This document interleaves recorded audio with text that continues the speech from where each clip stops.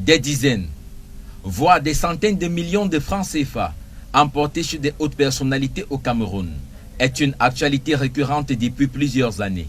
Un fait qui suscite des commentaires au sein de l'opinion. La loi camerounaise prévoit-elle un seuil de liquidité que peut avoir un individu à son domicile?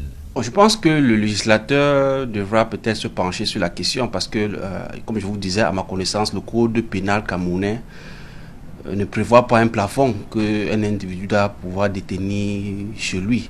Il faut aussi également s'interroger peut-être la source de cette monnaie. Et sur la question liée à la provenance de ces sommes colossales, le docteur Dalbaris Ngoudjou estime que c'est le fruit des détournements de la dette publique, estimé à 8 674 milliards de francs CFA entre 1997 et 2021.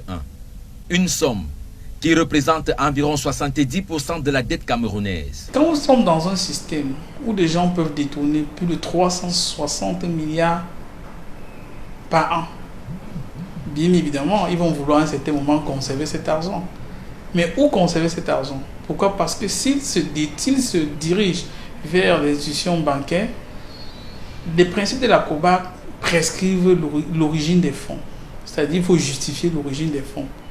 Et comme certains ne peuvent pas facilement justifier l'origine de ces fonds, c'est ce qui justifie cette thésaurisation. Donc le fait que les gens gardent l'argent chez eux. En tant que pouvoir d'achat et moteur de toute économie, il est donc clair que l'argent qui ne circule pas plombe tout le circuit économique national. Si vous détournez par exemple 50 millions qui auraient permis, je dis n'importe quoi, de payer 100 employés. Ces 100 employés auraient payé leur bailleur pour leur loyer, auraient inscrit payer la pension de leurs enfants, auraient donné de l'argent de la ration à leur épouse. Et chacun de ces personnes, que ce soit le bailleur, que ce soit le fondateur de l'école de l'enfant, que ce soit votre épouse, aurait participé à des dépenses de consommation.